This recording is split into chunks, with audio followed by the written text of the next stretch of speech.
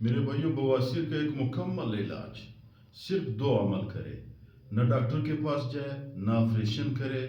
ہمارے استاد صاحب شیخ الحدیث رحمۃ اللہ علیہ نے فرمایا، خدا کی ذات پہ قسم، یعنی جب ایک شیخ الحدیث، ایک بہت بڑا اللہ والا خدا کی ذات پہ قسم لیتے ہیں، وہ فرماتے ہیں کہ خدا کی ذات پہ قسم، ہم نے خود سنا ہے، جس شخص نے بھی اس دو اعمال کو مضبوطی سے پکڑ لیے، اللہ تعالیٰ اس کی بواسیر کو ختم کرے گا۔ اور استاد صاحب نے فرمایا کہ بھائی جو بندہ بواسیر والا میرے پاس آیا کہ اس کو میں نے یہ عمل دی، اللہ نے اس کو ٹھیک کیا۔ پھر اس کے بعد ہمیں اجازت دی، ہم آپ لوگ کو اجازت دیتے ہیں، ہمیں بھی جو بھی بندہ ملا ہے بواسیر والا، جس محکمے میں ہم رہتے ہیں اس میں جو بھی بندہ بواسیر والا ہمیں ملا ہے، میں بھی خدا کی ذات پہ قسم کرتا ہوں کہ وہ بندہ میرے پاس ہے، مجھے بتایا ہے کہ میں نے اس عمل کو تواتر کے ساتھ، ہمیشگی کے ساتھ کر دیا ہے، اللہ نے میرے بواسیر بغیر دوا، بغیر آپریشن کے ختم کیا ہے۔ کون سے دو عمل ہے؟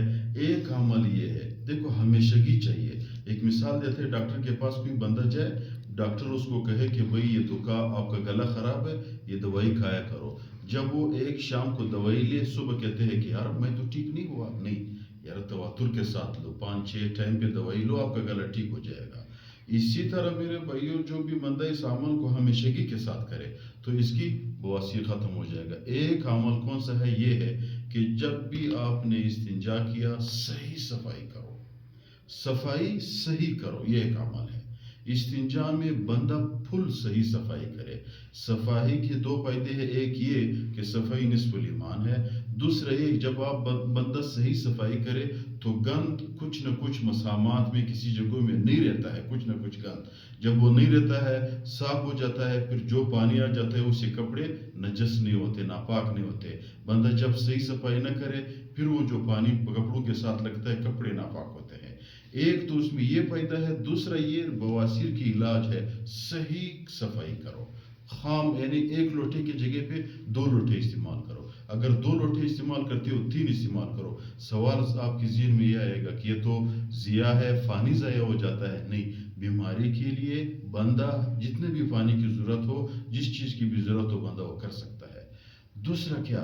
اللہ تعالیٰ کی کچھ نام ہے، صبح نماز کے بعد، مغرب نماز کے بعد 11 دفعہ پڑھا کرو، یا اللہ، یا رحمان، یا مالک، یا قدوس۔ صرف 4 نام ہے، یا اللہ، یا رحمان، یا مالک، یا قدوس۔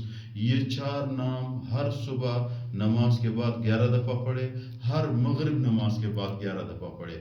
جو بھی بندہ اس کو تواتر کے ساتھ پڑھے گا، 2 فائدے ہیں، ایک اس شخص کی بواسیر کی بیماری ختم ہو جائے گی، دوسرا اس کو کیا فائدہ ہے؟ اس شخص کو ایک ایسی بیماری پوری زندگی نہیں لگے گی جس سے اس کی عزت جانے کا خطرہ ہو، یعنی جو ناف سے نیچے، گھٹنوں سے اوپر، اس جگہ پہ اس شخص کو بیماری نہیں لگے گی، یعنی کسی ڈاکٹر کے پاس اس اندام، اس عضو کی وجہ سے ڈاکٹر کے پاس نہیں جائے گا، کیونکہ بندے، یہ عزت کا مسئلہ ہے، بندہ جب ڈاکٹر کو دکھاتا ہے شرم آتا ہے۔ بواسیر بھی انسان کی عزت کی بیماری ہے، اور یہ اس شخص پہ ایسی بیماری پوری زندگی نہیں لگے گی۔ ان جگہوں پہ ناف سے نیچے، گھٹنوں سے اوپر، جو بھی بندہ اس کو تواتر کے ساتھ پکڑے گا، اگر خدا نہ خواستہ اگر ایک انسان ہے اس کو بواسیر کی بیماری ہی نہیں ہے، وہ بھی حضرت شیخ صاحب فرماتے تھے کہ یہ بندہ تواتر کے ساتھ اس کو پڑھے، نہ بواسیر کی بیماری لگے گی